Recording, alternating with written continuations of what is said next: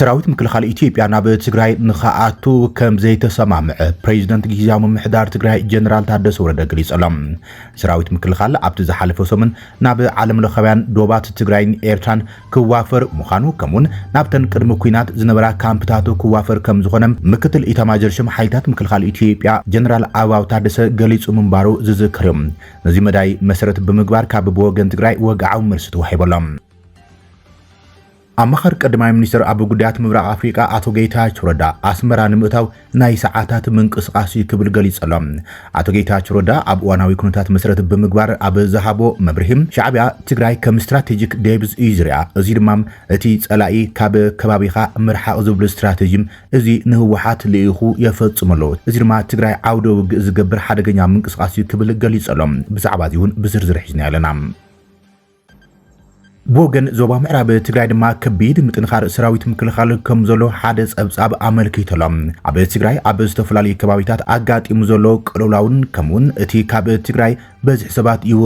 ይወጸሉ ዝብል ጸብጻባት መሰረት ብምግባር ዘሎ ስጋኣት ኩናት ዝርዝር ጸብጻብ ወጸሎም። ብዛዕባ እዚ እውን ሒዝና ኣለና።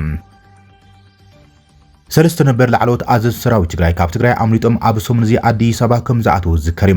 ላዕለዎት ኣዘዝቲ ብርጋዴር ጀነራል ጉዕሽ ገብረም፣ ብርጋዴር ጀነራል ከበደ ፍቃዱን፣ ኮሎኔል ንጉስ ወልደ ገብርኤልን ወለጋን ኮይኖም ኣብቲ ክልተ ዓመት ዝቐጸለ ኩናት ትግራይ ላዕለዎት ናይ ሓላፍነታት ከም ዝነበሩ ይዝከር እዩ። ጀነራል ጉዕሽ ገብረ ኣብ ጉዳይ ካብ መቐለ ንምንታይ ከም ተገዲዱም ንዝብል ግብረ መልሲ ይበሎም። حقኛ ጀጋኑ ሕሪኦም ሰላም ይክብል ዋና ዳይሬክተር ውድብ ጥዕና ዓለም ዶክተር ቴድሮስ አድሓኖም እቲ ኣብ ኢትዮጵያ ዝምዕብል ዘሎ ሓደገኛ ስጋታት ኩናት ብዘተን ክፍታሕ ጻውዒት ኣቕሪቦሎም። ልዕሊ 500,000 ሰራዊት ከም ዘሎም ኣዛዝ ሰራዊት ገሊጸሎ እቲ ቁጽሪ ዕጡቃት ካብ ቅድሚ 2 ዓመት ዝነበረ ቁጽሪ ሕዚ ልዕሊ ዕጽፊ ቁጽሪ ሰራዊት ከም ዝበጽሐ እቲ ኣዛዝ ሰራዊት ጀነራል ኣፍሪጦሎም። ብዛዕባ እዚኦም ብዝርዝር ክንነግረኩም ኢና። ካብ ትግራይ ሆራይዘን ሰላምታና ኣብ ዘለኹም ይብጻሕኩም። ነዞም ዘቕርብናዮም እዋናውን ኣገደስቲ ሓደሽቲ ምዕባለታትን ብዝርዝር ክነቕርበልኩም ኢና። ትግራይ ሆራይዘን ሰብስክራይብ፣ ላይክ፣ ሼር እንዳገበርኩም ዜናታትና ክሳብ መወዳእታ ተኸታተሉ።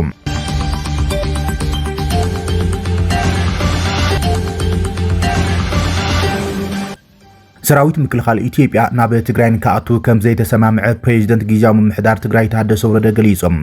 ሰራዊት ምክልኻል ኢትዮጵያ ብወገኑ ኣብ ትግራይ ናብ ዝርከባ ካምፕታቱ ከም ዝኣቱን ዓለም ለኻውያን ዶባቱን ምሕላው ከም ዝወፍርን እዩ እናገለጸ ዘሎ። ጊዜያዊ ምምሕዳር ትግራይ ሓይልታት ምክልኻል ኢትዮጵያ ናብ ትግራይ ካኣቱ ብወገን ፌደራል መንግስቲ ጊዜያዊ ምምሕዳር ተኣዚዙ ዝብል ሓበሬታም ፍጹም ይክብል ሎሚ ኣብ ዘርግሖ መግለጺ ኣመልኪቶሎም። ፍጹም ሓሶት ይክብል ኣብ ዘርግሖ መግለጺ ነጺጎም። ብሌተናንት ጀነራል ታደሰ ወረደ ዝምራሕ ጊዜያዊ ምምሕዳር ነዚ ኣብ ዘርግሖ ግብረ መልሲም ኣብዚ ቀረባ እዋን ዝተፈላለዩ ማሕበራዊ መራኸቢታት ሓይልታት ምክልኻል ኢትዮጵያ ናብ ትግራይ ከም ዝኣቱ መንግስቲ ፌደራል ንጊዜያዊ ምምሕዳር ከም ዝሓበረ ዝገልጽ ሓበሬታ ክዝርግሑ ጸኒሖም እዮም ይብል። ትማሊ ሓይልታት ምክልኻል ኣብ ማዓስከራት ትክልል كعسكر ኣብ ስምምዕነት ከም ዝተበጽሐም ዝገልጽ ካልእ ፖስት ተዘርጊሑ ነይሩ። ጊዜያዊ ምምሕዳር ነዚ ክልተ ክስታት ሎሚ ኣብ ዘርግሖ ግብረ መልሲ ነጺጎሎም። እቲ መግለጺ መንግስቲ ፌደራል ንሓይልታት ምክልኻል ኢትዮጵያ ናብ ትግራይ ከኣቱ ኣዝዩ ዝብል ዝርጋሕ ዘሎ ሓበሬታ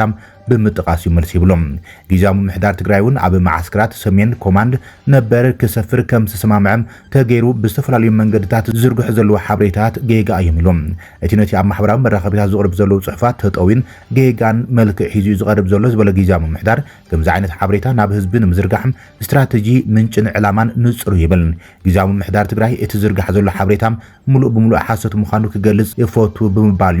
ነጺግዎ ዘሎም። እቲ ብቤት ጽሕፈት ፕሬዚደንት ሌተናንት ጀነራል ታደሰ ወረደ ዝተዋሃበ ግብረ መልሲ ኣብ መንጎ መንግስቲ ፌደራል ሓይልታት ትግራይ ዘሎ ወጥሪ ናብ ግጭት ክዓቢ ይኽእሉ ኣብ ዝብሉም ስክፍታታት ይሕይሉ ኣብ ዘለሉ እዋን እዮም። ኣብ ዝሓለፈ ሰሙን ድማ ምክትል ኢታማዦር ሹም ሓይልታት ምክልኻል ኢትዮጵያ ጀነራል ኣበባው ታደሰ ኣብ ሓደ መድረኽ ሰራዊት ረኺቡ ኣብ ዝሃቦ መብርሂ መንግስቲ ፌደራል ናብ ትግራይ ዝጸንሓ ካምፕታቱ ሰራዊት ከኣቱ ከም ዝወሰነን ዓለም ለኻውያን ዶባት ንምውሓስ ድማ ወፍርታት ይገብር ከም ዘሎ እዩ ገሊጾም።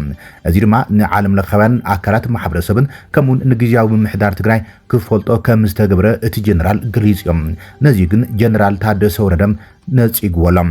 ኣብ ወርሒ ጥሪ ሓይልታት ፌደራልን ትግራይን ምስ ክልላት ኣምሓራን ዓፋርን ኣብ ዝዳወቡ ከባቢታት ናብ ግጭት ኣትዮም ከም ዝነበሩ ዝዝከር እዩ። ኣብ ክልል ትግራይ ኣብ ዝተፈላለዩ ከተማታት ኣብ ተመሳሳሊ እዋን ሓደ ሰብ ዝተቐተለሉ መጥቃዕቲ ሰብኣዊ ኣልቦ ነፈርቲ መንግስቲ ኢትዮጵያ እውን ኣጋጢሙ እዮም። ብዛዕባ እዚ መጥቃዕታትን ዘለዎ ሓደሽቲ ምዕባለታትን ካብ መንግስቲ ፌደራል ብወግዒ መልሲ ኣይተዋሃበሉን እዮም። እዚ ከምዚ ኢሎም ከሎ ድማ አቶ ጌታቸው ረዳ አስመራን ምእታው ናይ ሰዓታት እዩ ኢሎም ኣብ ከተማ አዲስ አበባ ምንቅስቃስ ደለይቲ ለውጥ ትግራይ መድረኽ ምክክርን ምርድዳእን ኣብ እዋናዊ ኩነታት ትግራይ ይመኽሩ እዮም ዘሎም ኣብቲ መድረኽ ዝተረኸበ ነበር ፕሬዚደንት ግዚያዊ ምምሕዳር ትግራይ ናይ ሕዚ ኣማኻሪ ጉዳያት ምብራቕ ኣፍሪካ ንቀዳማይ ሚኒስትርን አቶ ጌታቸው ረዳ ሓዊሶም ጀነራላት ተጋሩ ፖለቲከኛታትን መንእስያትን ይሳተፈሎም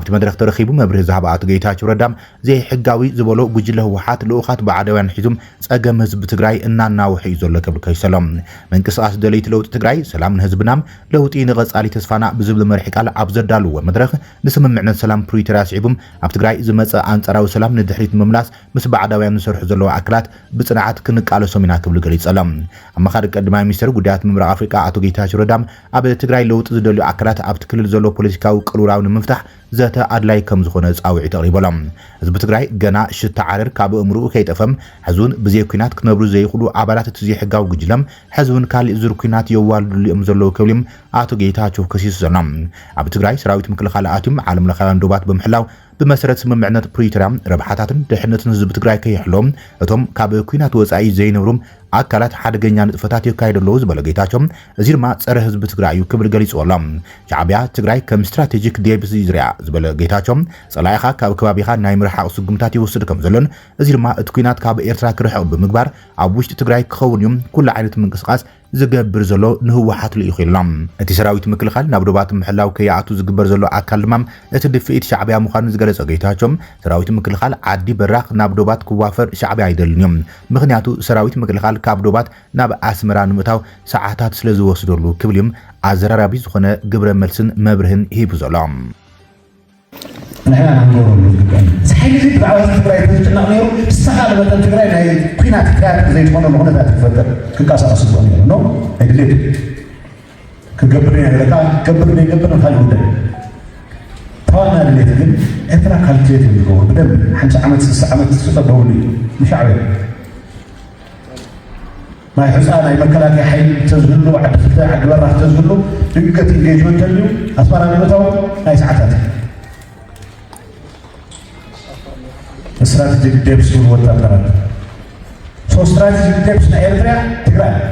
سو تجري دولة ستكون اللون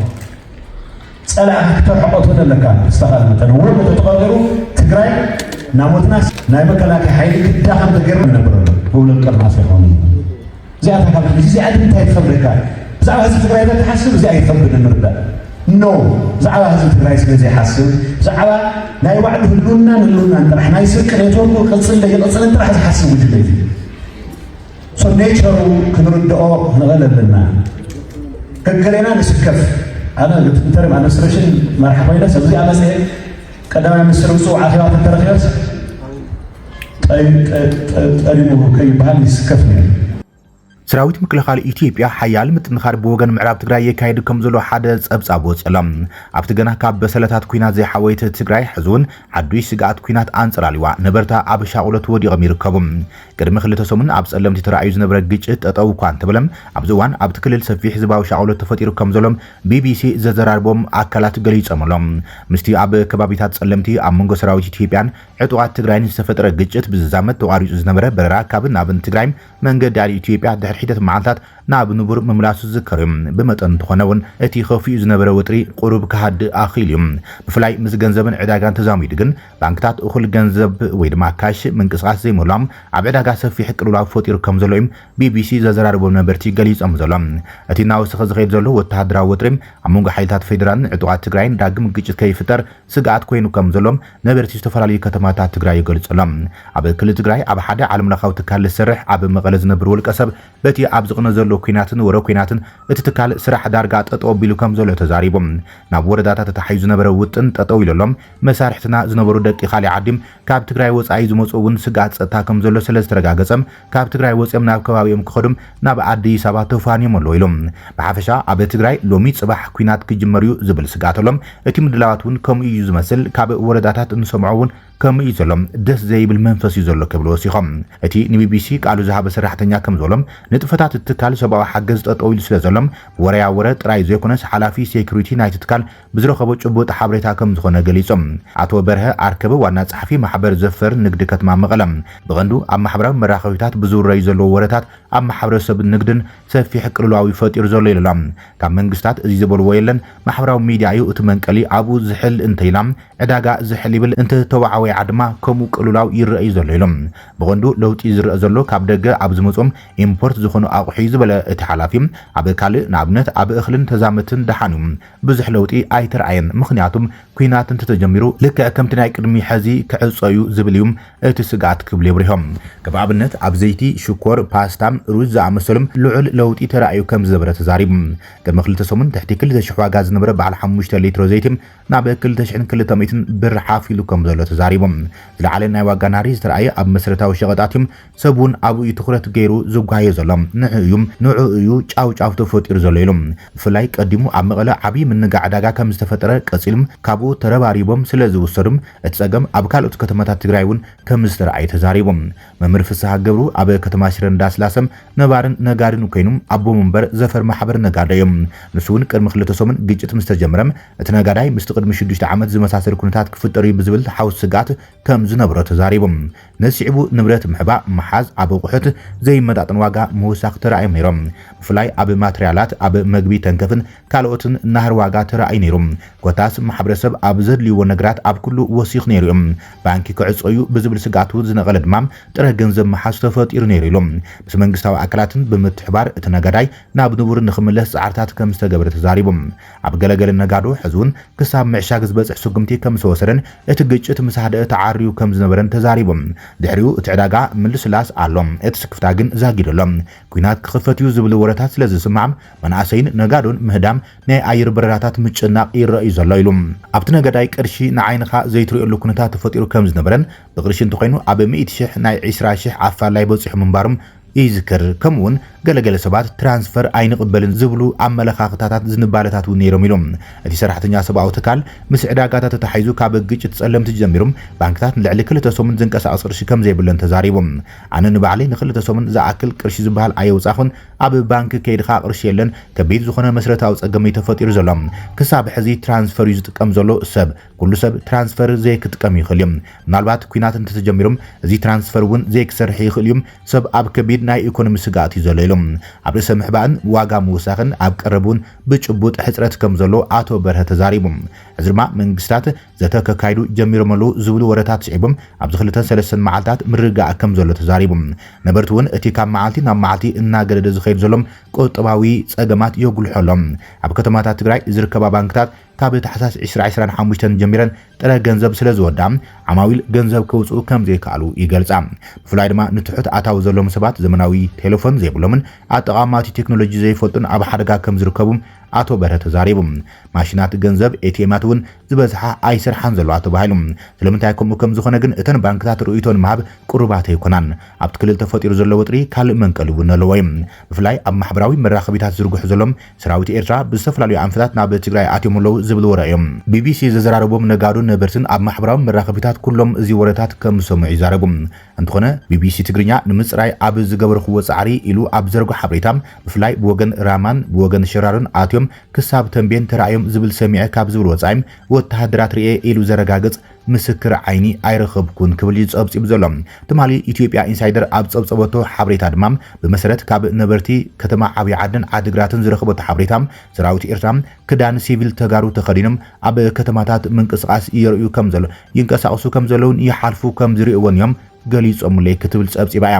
መምህር ፍስሓ ኪዳኑ መምህር ፍስሓ ኩናት ዝበሃል ነገር እንተዘይመጽም ኢና ንመርጽ በዚ ዘይሻቐል እንተሎም እንድዕም ብፍላይ ንሕና ኣብቲ ዝሓለፈ ብቐታም ዝተጎዳእና ስለ ዝኾና ናይቲ ኩናት ሰለባ ኮይና ተጠቃዕቲና ስለዚ ንሕና ቁጠባዊ ክሓዊ እንደሊ ክንነግድ ክንህፍትም ወፂና ክነኣቱ ኢና እንደሊ ስለዚ ከም ነጋዶ እዚ ኩናት እዚ ደው ክብል ኢና እንደሊ ኢሎም ኩናት ብዝምልከት ምልዓላት እንተሎም ዝተሓተተ ኣቦ ወንበር ኣብ ቀጻሊ ዝፀውዕ ኣኼባታት ከም ዘሎ ኮይኑ ግን ተመዛበልቲ ክምለሱ እንተኮይኖም ገንዘብን ዓይነት ምውጻም ከምኡን ሓደሽቲ መምርሒታት ንግዲ ንምዝታይ ዝብል ኣጀንዳ ምዃኑ ተዛሪቡ ሕዚ ምስቲ ካብ ዝተፈላለዩ ከባቢታት ኢትዮጵያ ናብ ሰሜን ገጹም ወተሃደራዊ ምንቅስቓስ ዘሎ ዝብል ዝተደሚሩ ትግራይ ዳግማይ ዓውደ ኩናት ክትኸውን እያ ዝብል ስጋት ሓይሉ ዘሎ እቲ ኣብ ትካል ሰብኣዊ ሓገዝ ዝሰርሕ ኪላ ዘይስሩዕ ወረራት እውን ኣለው ግፋ ክጅምሩ ዝብል ወረ እውን ኣሎ ብስንኪ እዚ ድማ ዝበዝሑ መንእሰያት ዓዲ ሓዲጉ ዝኸይድ ዘሎ ብዙሕ ወላድ ድማ ኣብ ሻቕሉ ተወዲቑ ኣሎ እዚ ኩሉ መንእሰይ መስዋዕቲ ኮይኑ ኣካሉ ጎዲሉ እዚ እናረእኹ ናብ ካልእ ኩናት ኣይኣቱን ብዝብል መንእሰያት ፍቆዶ እናተበተኑን እናተሻቐሉን እዮም ዝርከቡ ኢሎም ኩናት ናብ ታሕቲ እምበር ናብ ላዕሊ ክወስደና ስለዘይክል ዝምልከቶም ኣካላት ደጊሞም ክሓስብሉ ኣለዎም ይብል ኢሎም ኣብዚ እዋን እዚ ብወገን መንግስቲ ፌደራል ህወሓት ምስ ኤርትራን ፋኖን ኮይኑ ክወገና ይንቀሳቐሰሉ ዝብል ክሲ ዘቕርብ ዘሎ ከምኡ ድማ መንግስቲ ኢትዮጵያ ሰራዊት ኤርትራ ኣብ ገለ ከባቢታት ሰሜን ምብራቕ እቲ ሃገር ዝሓዞም ግዛኣታት ክለቅቕ ካብ ሚኒስትር ጉዳያት ወጻኢ ናብቲ ሃገር ዝተለኣኸ ደብዳቤም ምስቲ ፀንሐ ሕቶ ቀይሕ ባሕሪ ተኣሳሲሮም ነቲ ወጥሪ ሰማይ ኣዕሪግዎ ኣሎ ኤርትራ ግን ናብቲ ማዕዲ ኢትዮጵያ ኢዳ ኣይተእቱን ዝብል ሓፂር ምላሽ ሂባቶም እዚ ከምዚ እንከሎ ህወሓት መንግስቲ ኢትዮጵያ ወተሃደራዊ ምንቅስቓስ ይገብር ከም ዘሎ ንኻልእ ዙር ኩናት ይዳሉ ከም ዘሎን እዩ ኸሲሶም ማዕከን ዜና AFP ንሓደ ሽሙ ዘይፀርሖ ምዕራባዊ ዲፕሎማት ብምጥቃስ ሰራዊት ፌደራል ካብ ኣምሓራን ኦሮምያን ናብ ጥቓ ዶባት ትግራይ ምንቅስቓስ ከም ዝገበረን ምስ ሓይልታት ትግራይ ምፅግጋዕ ከም ዘሎን ይፀብፂቦም ብፍላይ ብወገን ምዕራብ ትግራይ ምንቅስቓስ በዝሒ ዘሎም ሰራዊት ፌደራልን ከበድቲ ኣፅዋራትን ከም ዘሎም ካብ እሙናት ምንጭታት ሓበሬታ ከም ዝተረኸበን ካብ መንግስቲ ዝተዋሃበ ግብረ መልሲ ግን ከም ዘየለን BBC ፀብፂቡ ዘሎ ሰለስተ ነበር ላዕለዎት ኣዘዝ ሰራዊት ትግራይ ካብ ትግራይ ኣምሊጦም ኣብ ሰሙን እዚ ኣዲስ ኣበባ ከም ዝኣተው ዝከሪም ላዕለዎት ኣዘዝቲ ብርጋዴር ጀነራል ጉዕሽ ገብረም ብርጋዴር ጀነራል ከበደ ፍቃዱን ኮሎኔል ንጉስ ወልደ ገብርኤልን ወለጋን ኮይኖም ኣብቲ ንክልተ ዓመት ዝቐጸለ ኩናት ትግራይ ላዕለዎት ናይ ሓላፍነታት ከም ዝነበሩ ይዝከርዮም ጀነራል ጉዕሽ ገብረ ኣብ ጉዳይ ካብ መቐለ ንምንታይ ከም ተገዲዶም ንዝብል ግብረ መልሲ ይበሎም ብርጋዴር ጀነራል ጉዕሽ ገብረ ብዓርቢም ንኣዲስ ስታንዳርድ ከም ዝገለጾም ሰለስቲኦም ሮብ ዕለት ናብ ርእሰ ከተማ ኣዲስ ኣበባ ኣቲሙሎም ህይወትና ክንመርሕ ኣይከኣልናን ይስሉዩና ይከታተሉና ህይወትና ድማ ኣጸጋም ገይሮሞ ዝበለ ኮይኖም ናይ ባዕልና ብልሓት ተጠቂምና ናብ ኣዲስ ኣበባ ኣምሊጥና ኢና ኢሎም ጀነራል ጉዕሽ ብዛዕባ ኩነታት ኣወጻጾምን ኣብ ኣዲስ ኣበባ ዘሎም ናይ ቀጻል መደብን ብኣዲስ ስታንዳርድ ምስተሓዘቶም መጻኢ ስጉምታቶም ብግልጺ ቅድሚ ምግላጾም ምስቶም ክልተ ምስኡ ዘምለጡም ላዕለዎት ኣዘዝ ሰራዊት ከም ዝመክር ሓቢሮሎም ኣዛዚ ኣርማ 15 ኣብ ሰራዊት ትግራይ ዝነበረ ብርጋዴር ጀነራል ጉዕሽ ኣብ ጥሪ 2026 ብቢሮ ሰላም ጸጥታን ትግራይ ውሽጣዊ ናይ ጸጥታ ስጉምቲ ተባሂሎም ኣብ ትሕቲ ቀይዲ ውዒል ነይሮም እቲ ቢሮ ኣብቲ እዋን ከም ዝገለጾ እቲ ስጉምቲ ኣብ ውሽጢ ወተሃደራዊ መዋቕር ስነ ስርዓትን ተሓታትነትን ንምስፋን ዝዓለመ ኮይኖም ካብ ሕጊ ንላዕሊ ዝኾነ ውልቀ ሰብ ከም ዘየለ ይነፂሮም ዓቃቢ ሕጊ ንጀነራል ጉዕሽ ምስ ጸላኢ ብምስጢር ምስራሕ ሰራዊት ንምፍራስ ዝዓለሙ ንጥፈታት ምክያድ ትእዛዝ ላዕለዎት መራሕቲ ምጥሓስን ንሓድነትን ድልውነትን ሰራዊት ምዝራግን ዝብሉ ክስታት መስሪቶምሉ ነይሮም ማእሰርቱ ዝመፀ ድሕሪ ኣዋርሕ ዝቐጸለ ምስሓብ ላዕለዎት ኣዘዝ ሰራዊት ትግራይ እቲ ወጥሪ ዝጀመረ ኣብ ጥሪ 2025 ጀነራል ጉዕሽ ጀነራል ከበደን ኮሎኔል ንጉስን ዝርከቦም ገለ ኣዘዝቲ ሰራዊት ትግራይ ኣብ መንጎ ውድብ ህወሓት ዝተፈጠረ ምክፍፋል ንስዒቦም ንጊዜያዊ ምምሕዳር ትግራይ ንምፍራስ ዝቐረበ ወሳነ ብምቋሞም ካብ ኣኼባ መሪሕነት ሰራዊት ድሕሪ ምእላዮም እዮም ጀነራል ጉዕሽ ድሕሪ ምእሳሩ ኣብ ቀዳማይ ብርኪ ቤት ፍርዲ ሓይልታት ጸጥታ ትግራይ ቀሪቡ ዓቃቢ ሕጊ ተወሳኺም ናይ ምርመራ ግዜ ተዋሂቡ ነይሩ ስድርኡ ድሒሮም ኣብ ዝሃብዎ ቃል ዘለዎ ቦታ ክግለጽ ጠበቃን ስድራን ከብጽሕዎ ክፍቀደሉ ብምሕታት ቀዋማዊ መሰላቱ ተሓሪሙ ክብሉ ስጋኣቶም ገሊጾም ነይሮም ድሕዚ ብክልተ ለካቲት 2026 ድሕዚ ድማ ብክልተ ለካቲት 2026 ብ60,000 ብር ወሓስ ክወጽእ ዝተፈቀደሉ ክኸውን እንከሎም ወተሃደራዊ ቤት ፍርዲ ግን ካብ መቐለ ከይወጽእ ገደብ ኣንቢሩሉ ነይሮም حقኛታት ጀጋኑ ሕሪኦም ሰላም ይክብል ዋና ዳይሬክተር ውድብ ጥዕና ዓለም ዶክተር ቴድሮስ አድሓኖም ገሊጾም ዋና ዳይሬክተር ውድብ ጥዕና ዓለም ዶክተር ቴድሮስ አድሓኖም ኩናት ኣብ ልዕሊ ሰብኣውነት ዘስዕቦ ዕናዊ ሳዕቤን ብዝምልከት ሓያል መልእኽቲ ኣሕሊፈሎም ዋና ዳይሬክተር ውድብ ጥዕና ዓለም ዶክተር ቴድሮስ አድሓኖም ኣብ ኩናት ብዘይካ ጥፋት ንወለደታት ንዝረብሕ ነገር ከም ዘይብሉ ስሚሩሎም ናይ ኩናት ትርፉ ሞት ምዕናው ንብረትን ምምዝባልን ሕዱር ጥሜትን ጥራይ ምዃኑ ገሊጾም ዝኾነ ግጭት ኩሉ ግዜ ፖለቲካዊ መፍትሒ ከም ዘሎን ኣፍ ደገ ሰላም ክዕፀን ከም ዘይብሉን ኣስሚሩሎም ሓቀኛ ጀጋኑ ሰላም እዮም ዝመጹ ክብል ወሲኹም ንሰላም ቀዳምነት መሃብ ምልክት ድኻም ዘይኮነስ ናይ ጅግንነት ምልክት ምዃኑ ዶክተር ቴድሮስ ገሊጾም ንሰላም ዕድል ሃቡ ዝብል ጻውዒት ዘቕረቡ ዋና ዳይሬክተር ውድብ ጥዕና ዓለም ዶክተር ቴድሮስ አድሓኖም ማሕበረሰብ ዓለምን ዝምልከቶም ኣካላትን ንሰላምን ዘተን ዘለዎም ተወፋይነት ከርእዮም ጻውዒት ኣቕሪቦም ኣሎም ልዕሊ 500,000 ሰራዊት ከም ዘሎም ኣዛዝ ሰራዊት ገሊጾም እቲ ቁጽሪ ዕጡቃት ካብ ቅድሚ 2 ዓመት ዝነበረ ቁጽሪ ልዕሊ 150,000 ልዕሊ ዕጽፊ ቁጽሪ ሰራዊት ከም ዝበጽሐም ኣፍሊጦሎት ጀነራል መራሒ RSF ጀነራል መሐመድ ሐምዳን ደጋሎ ሕመቲም ኣብ ዩጋንዳ ዘይተሓሰበ ዑደት ምግባር ተፈሊጦሎም ኣብ ርዕሰ ከተማ ካምፓላ ኢንተቤ ተረኺቡ ድማ ምስ ፕሬዚደንት ዮዌሪ ሙሴቬኒ ተራኺቡ ተዘራሪቡ ኩናት ሱዳን እውን ደው ክብል ኣፍሪቃ ፍታሕ ከም ዝደሊ ተዛሪቡ መንግስቲ ሱዳን ንሽምግልና ሕብረት ኣፍሪቃ ዳግማይ ድሕሪ ምቕባሉ ስዒቡም ብሕመቲ ዝፍለጥ መራሒ ሓይልታት ቁልጡፍ ወሃብቲ ደገፍ RSF መሐመድ ሐምዳን ደጋሎም ካብ ሰበስልጣን ዩጋንዳ ንዝቐረበሉ ሕቶ ስዒቡም ዝሓለፈ ዓርቢ ኣብ ካምፓላ ዑደት ገይረሎም እቲ ዑደት ድሕርቲ ምክትል ኣቦ ወንበር ቤት ምክሪ ላዕለዋይ ሱዳን ማሊክ ኣጋር ብ13 ለካቲት ምስ ፕሬዚደንት ዩጋንዳ ዮዌሪ ሙሴቬኒ ኣብ ኢንተቤ ኣብ ዝርከብ ቤተ መንግስቲ ብምርኻብ መስርሕ ሰላም ዳግማይ ንምትንሳእ ድሕሪ ምዝራቦም እዮም እዚ ዲፕሎማስያዊ ድፊት ድሕሪቲም ብ28 ጥሪ ጥቅምቲ 2025 ዝወፀ ውሳነ ባይቶ ሰላም ፀጥታን ሕብረት ኣፍሪቃ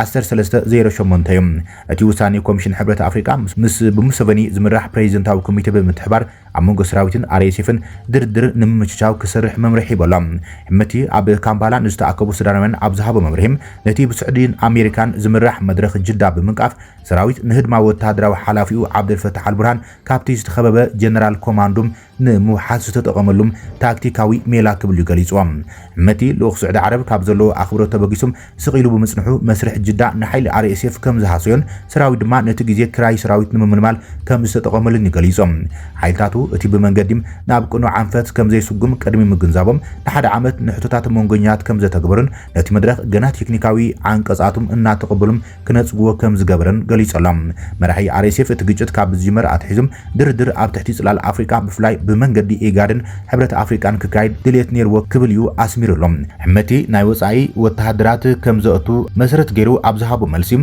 ሓይልታቱ ውስን ቁጽሪ ዘለዎም ኮሎምቢያውያን ዕሱባት ከም ዝተጠቐሙ ገሊጾም ኣበርክቶኦም ኣብ ስርሒት ሰብኣዊ በንፈርቲ ኣብ ምክትታልን ምቁጽጻርን ዝተሓጸረ ከም ዝኾነ ገሊጾም እንተኾነ ሰራዊት ሱዳን ኢራንን ዩክሬናውያንን ክራይ ሰራዊት ኣምጽኡ ክብል ከሲሶም ንሱ ዩክሬናውያን ነቲ ካብ ዘበነ ፕሬዚደንት ነበረ ዑመር አልበሽር ጀሚሮም ኣብ ሱዳን ከም ጸንሐ ዝገለጾ ጉጅለ ቫግነር ንምምካት ብዝብል ምስምስ ከም ዝመጹ ከሲሶም ሕመቲ ንዳይሬክተር ሓፈሻዊ ኣገልግሎት ስልያም ኣሕመድ ኢብራሂም ሙፋዳል ሽበራዊ ኢሉ ብምጽዋዕ ንሶማልያውያን ዕጡቃት አልሸባብ ናብ ሱዳን ምእታው ፈቲኑ ክብል ከሲዎም እንተመጽኦም ድማ ንሕና ክነወግዶም ኢና ክብል ተሓንዮም ኣዛዚ RSF ሓይሉ ኣዝዩ ከም ዝዓበየ ብምግላጽ ወጽሪ ካብቲ ኣብ ምጅማር ኩናት ዝነበረ 143,000 ሰራዊት ናብ ልዕሊ 500,000 ኣብ ዝእዋን እዚ ከም ዝዓበየን ሓይልታት ኪዳን ከይሓወሰን ምዃኑ ገሊጾም ሕመቲ መደረኡ ኣብ ዛዘመሉም ሰራዊት RSF ኣብ ቅዋማዊ ፍታሕን ሃገራዊ ቻርተርን ዝተመርኮሰ ውሱን መደብ ሰላም ከም ዘለዎ ገሊጾም ዝኾነ መጻኢ ፖለቲካዊ ክውነት ነቲ ንእስላማውያን ናይቲ ስርዓት ነበር ዝጥቀምሉ ዝነበሩም ከይዛን ዝብል ቃል ከግልል ከም ዘለዎ ረጋጊጾም ብፕሬዚደንት ሙሴቬኒ ዝምራሕ ዝኾነ ይኹን ተበግሶ ሰላም ንምትሕባር ድልውየ ክብል ድማ ጀነራል ሕመቲ ገሊጾሎም ኣዛዝ ሰራዊትን ፕሬዚደንት ባይቶ ላዕላዊ ስግግር ሱዳን ጀነራል ዓብደልፈታሕ አልቡርሃን ቅድሚ 2 መዓልቲ ኣብ ዝሃቦ መብርሂም ዝኾነ ይኹን መስርሕ ሰላም ፈለማ ዕጡቃት RSF ካብ ኩለን ከተማታት ክወጹ ከም ዘለዎም እዩ ከም ቅድመ ኩነት ተቐሚጦም